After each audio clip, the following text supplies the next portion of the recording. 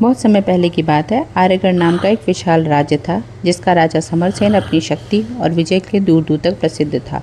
उसने अनेक राज्यों को जीत लिया था और उसे अपने साम्राज्य पर बहुत घमंड था।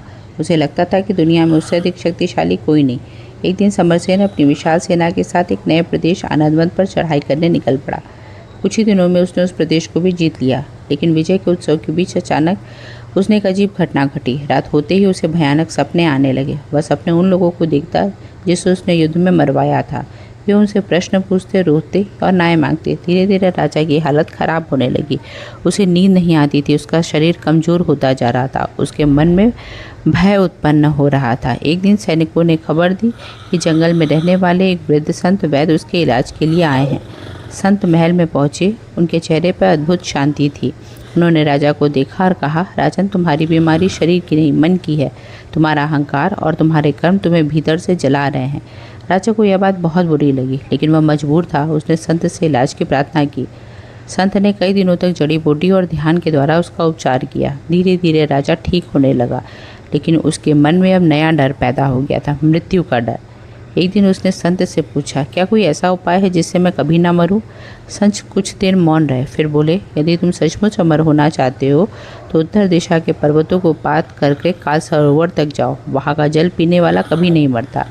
यह सुनकर राजा बहुत प्रसन्न हुआ। कुछ ही दिनों में वह अपने विश्वसनीय सैनिकों के साथ यात्रा पर निकल पड़ा। कुछ ही दिनों की कठिन यात्रा के बाद वह रहस्यमयी घाटी में पहुंचा। घाटी के बीचों बीच एक चमकता हुआ सरोवर था। उसका पानी चांदी की तरह चमक रहा था। जैसे ही राजा ने पानी पीने के लिए झुका, अचानक एक भारी आवाज़ गूंजी, रुको राजन। राजा ने चौंक कर देखा। सरोवर के किनारे एक विशाल कछुआ बैठा था। उसकी आंखों में हजारों वर्षों का अनुभव झलक रहा था। राजा ने पूछा, तुम कौन हो? कछुआ हंसा और बोला, मैं वही हूँ जिसने हजारों वर्ष पहले सरोवर का जल पिया। आज मैं अमर हूँ। राजा खुशी से बोला, तो फिर यह तो सबसे बड़ा वरदान है। कछुए की आंखों में दर्द उतर आया। वरदान नहीं राजन, यह सबसे बड़ा अभिशाप है।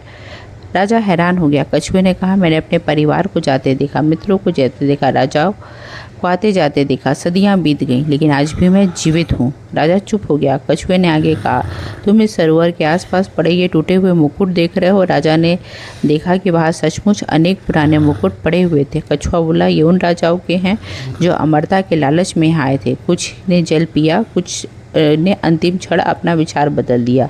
जिन्होंने जल पिया वे आज भी कहीं न कहीं अपनी अमरता का बोझ ढो रहे हैं। राजा के मन में हलचल पैदा हुई। कछुए ने फिर कहा, जीवन सुंदर इसलिए है क्योंकि उसका अंत निश्चित है। यदि अंत ना हो तो जीवन का कोई मूल्य नहीं। राजा लंबे समय तक मौन खड़ा रहा। उसने सरोवर की ओर देखा, फिर अपने हाथ पीछे खींच लिए। नहीं नहीं, उसने कहा, मैं अमर नहीं बनना चाहता हूँ, मैं एक अच्छा इंसान बनना चाहता हूँ। कछुए के चेहरे पर मुस्कान आ गई। राजा वापस अपने राज्य लौट आया। उसने युद्ध करना छोड़ दिया। उसने अपने शेष जीवन को प्रजा की सेवा, न्याय और भलाई में लगा दिया। वर्षों के बाद उसकी मृत्यु का समय आया। तब उसके चेहरे पर भय नहीं बल्कि संतोष था, क्योंकि अब वह समझ चुका था कि मृत्यु शत्रु नहीं, वह जीवन देने वाली है। जो व्यक्ति मृत्यु से भागता है वह भय से जीत जाता है। जो मृत्यु को स्वीकार कर लेता है वही सच्चे अर्थों में